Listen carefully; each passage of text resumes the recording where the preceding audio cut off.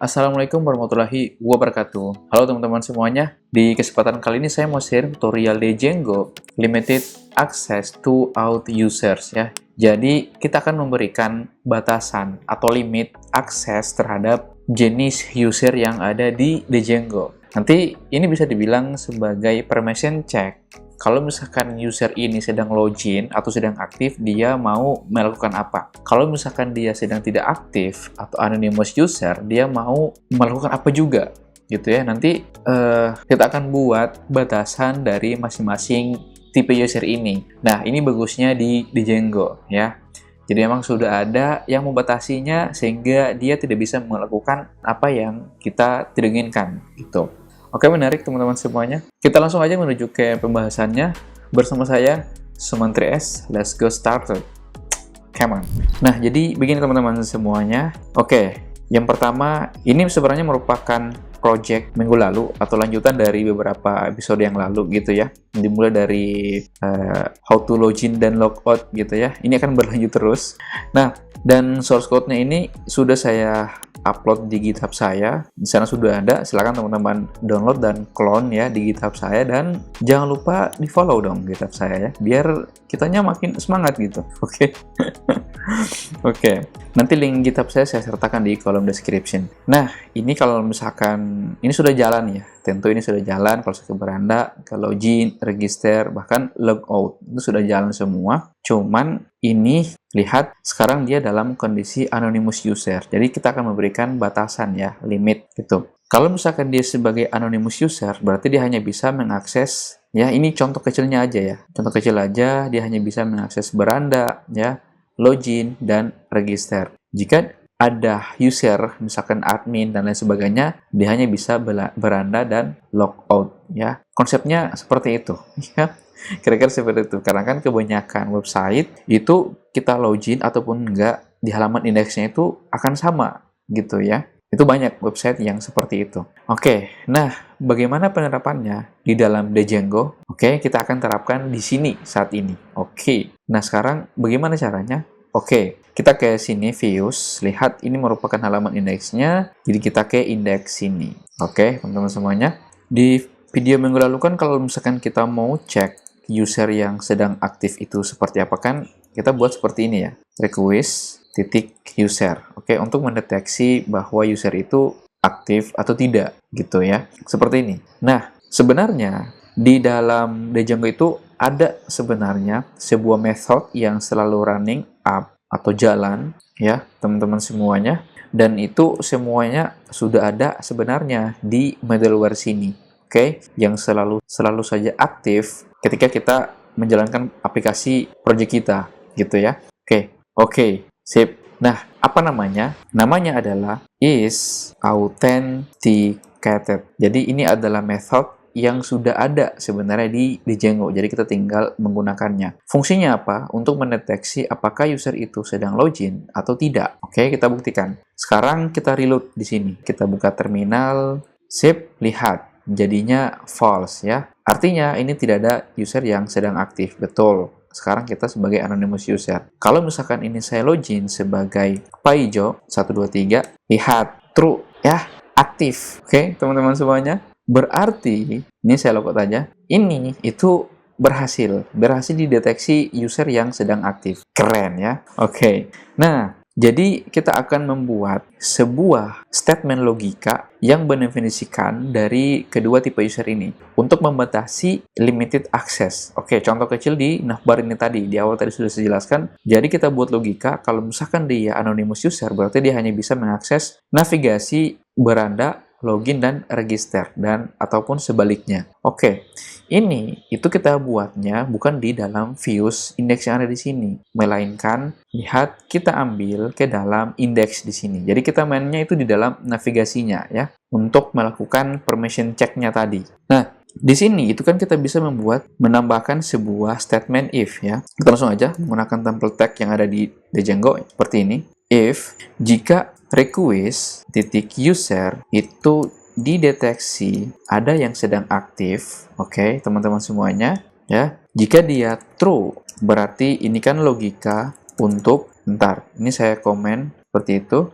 logika untuk objek user. Jika dia false atau tidak aktif, berarti ini logika untuk anonymous user, ya, kan begitu ya, teman-teman semuanya. Nah, dari sini bisa kita lihat, berarti kalau misalkan dia sedang aktif, oke, dideteksi ada user yang sedang aktif, maka yang ditampilkan adalah menu beranda 1 dan menu logout, ya. Jadi beranda dan logout. Sebaliknya, untuk ketika dia tidak false atau dalam kondisi anonymous user, maka dia hanya bisa mengakses menu ini saja tadi, ya, yaitu beranda, login, dan register. Ketika dia tidak punya akun, maka dia akan melakukan register. Ketika sudah punya akun, maka dia akan login. Gitu ya, logikanya kan seperti itu. Oke, sekarang kita coba reload. Boom, muncul. Jelas, lihat, anonymous user yang muncul adalah beranda, login, dan register. Ketika saya login sebagai admin 123, boom, ntar kenapa register di sini malah muncul ya? Seharusnya register tidak muncul nih. Oke, kita save ulang. Oke, kita save ulang dan reload. Muncul registernya. What happened? Sorry, authenticated. Salah penulisan teman-teman semuanya. Inilah kalau typo ya. Kenapa O di situ kan I itu. Oke, tuh lihat. Yang ada hanya ada beranda dan logout ID. Keren coy. Oke, seperti ini. Jadi ini adalah contoh dari permission check untuk mendeteksi ya keberadaan user. Ketika dia aktif, maka kita akan memberikan batasan akses gitu. Oke, kalau misalkan kamu tidak aktif, ya kamu hanya bisa akses ini gitu. Itu konsepnya ya. Nah, jadi ini sebenarnya di Django itu mereka sebutnya sebagai otorisasi dalam permintaan web. Ya, jadi di Django itu dia sebutnya sebagai otorisasi dalam permintaan web untuk yang berkaitan dengan is authenticated. Oke, teman-teman semuanya. Cuma yang jadi masalah, coba lihat teman-teman semuanya. Ini kalau misalkan saya login ya. Misalkan saya login sebagai admin dan 123. Oke, login berhasil. Seharusnya kalau misalkan kita login ya, kita tidak bisa mengakses lagi halaman login lagi. Oke, teman-teman semuanya. Bentar. Kalau kita login kan ini masih muncul ya. Ini mungkin kita buatkan sebuah snippet atau template navbar ya yang secara global bar.html seperti itu. Ini kita duplikat aja dan kita include di sini itu navbar.html ya. Seperti itu. Kita samakan aja juga dengan yang ada di login sini. Ini kita hapus, kita paste di situ. Begitupun juga dengan register. Intinya yang ada navigasinya kita rubah ke dalam include, menggunakan include. Sip. Ketika ini saya reload, boom, coba lihat, dia sedang login gitu ya. Seharusnya kalau login dia tidak bisa lagi mengakses halaman login ini lagi. Kenapa? Ya karena memang dia sudah login gitu ya. Jadi memang tidak bisa lagi mengakses untuk halaman login. Nah, begini. Jadi kalau misalkan, ini kan di halaman login ya. Kalau misalkan ini, saya coba print request, ingat di function login user, kalau misalkan saya reload, dan saya cek di sini, lihat, ada wsg request get login. Sementara, kalau kita lihat di function login itu kan ada sebuah statement if, tetapi dengan menggunakan method post, ya. Jadi, kemungkinan ini sudah dieksekusi ketika kita ada user yang melakukan login ya, maka ini akan dieksekusi. Bagaimana dengan yang sudah login tadi? Oke. Nah, berarti di sini itu kita bisa buat sebuah statement if ya yang menyatakan sebuah method yang menyatakan ketika dia itu adalah get, oke, dan dia mendeteksi ketika permintaan user itu adalah get, tidak melakukan input data sama sekali. Kemudian dia akan cek lagi ya. Jika kita buat request user is authenticated, tidak ada user yang sedang aktif atau ada user yang aktif, maka kita akan paksa dia atau redirect secara langsung ke dalam index. Seperti ini. Gampang banget ya. Keren. Jadi fungsi statement ini adalah ketika user sudah login dan mengakses login dengan metode get dan dia memeriksa ada user yang sedang aktif, maka dia akan didorong ke atau di-redirect ke dalam index. Contoh ini ya. Ini kalau misalkan saya reload, boom, larinya ke index ya. Keren. Pembuktian sekali lagi. Kalau misalkan saya login sekali lagi, tuh nggak bisa coy.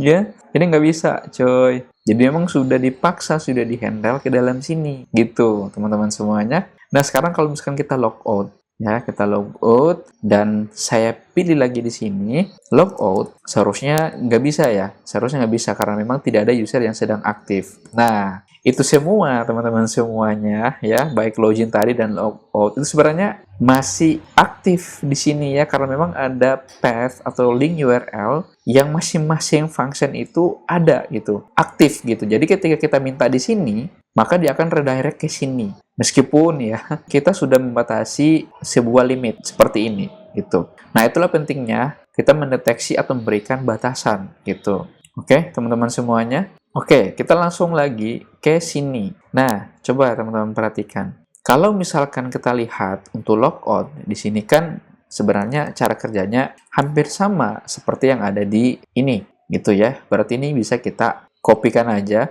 dan kita paste di sini, gitu. Nah, saya buat sebuah metode baru. Mungkin di sini saya bisa buat seperti ini ya, variabel user. Kita buat request.user. Nah, ini itu kita bisa hapus request-nya, ngambilnya dari user yang ada di sini. Oke, teman-teman semuanya. Oke, lihat. Ketika ada user yang tidak aktif, anggap seperti itu, oke? Dan kita meriksa ya, permission check apakah ada user yang sedang aktif, kemudian dia mengakses method get, maka dia akan terdirect ke index. Ini kita kan lagi tidak login ya. Ketika saya reload, maka dia akan tetap ke sini. Kenapa? Karena memang kita tidak login. Tidak ada user. Berarti statement ini itu dia memang deteksi tidak ada user yang sedang aktif. Makanya akan tetap terus di halaman ini. Nah, jadi gimana caranya supaya dia mendeteksi bahwa ada sebuah dideteksi bahwa ada user yang tidak login. Jadi sebenarnya ini bisa kita hilangkan seperti itu ya. Kita bisa hilangkan seperti itu, dan kalau misalkan kita logout tuh bisa gitu ya. Artinya memang tidak ada user yang tidak login gitu. Jadi bisa sih sebenarnya. Tuh, cuman kembali lagi itu kurang relevan. Kenapa? Karena bisa saja dari segi keamanannya itu tidak diuntungkan gitu. Makanya kita periksa dulu apakah ada user yang sedang aktif atau tidak. Karena tidak ada user yang sedang aktif, maka di sini kita tambahkan jika if not ya, jika tidak ada user ya, berdasarkan request user itu sedang tidak aktif, maka dia akan redirect ke index. Oke, kita buktikan. Kita reload. Tuh, sama ya kayak tadi gitu. Keren coy. Mantap. Nah, satu lagi teman-teman semuanya. Jadi ini sebenarnya merupakan bentuk permission check dengan yang sangat sederhana gitu. Sangat sederhana sekali. Jadi kita hanya bisa melakukan membatasi berdasarkan dengan statement yang ada di sini. Nah, sebenarnya kita juga bisa membatasi dalam satu function yang ada di sini. Itu kerennya lagi di Django ya, itu.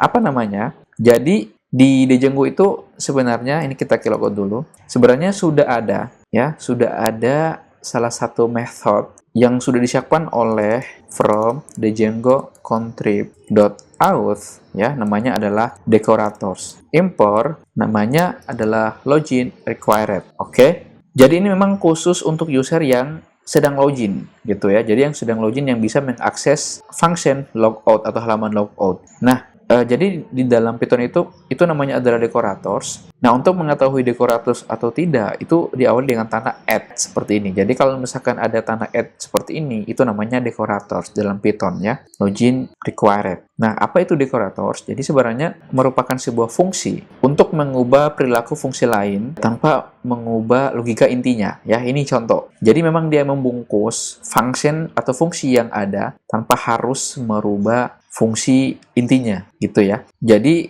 dia juga bekerja untuk membungkus fungsi yang sebelumnya. Ini adalah fungsi yang sebelumnya adalah logout tanpa harus merubah fungsi yang ada di dalamnya. Keren ya, ini namanya decorators. Jadi kita lihat, kita lagi tidak dalam kondisi login ya. Ini kalau misalkan saya kunjungi logout seperti itu, tuh, maka dia akan redirect ke page not found. Artinya halaman ini tidak ditemukan gitu ya. Cuman kalau misalnya kita kembali ya dan kita login dengan admin 123, oke, kemudian kalau kita akses logout, lihat ya, halaman ini berhasil diakses gitu. Kita coba logout di sini dan kita coba akses lagi logout. Nah, jadinya seperti ini. Nah, ini kurang relevan atau kurang ideal. Kenapa? Karena memang muncul page not found, tetapi ada URL yang ditampilkan. Nanti ini akan bisa diinjeksi gitu ya. Nanti orang-orang bisa mendeteksi, oh ternyata ada memang di aplikasi itu nama path yang bentuknya seperti ini. Itu kita nggak mau muncul seperti ini.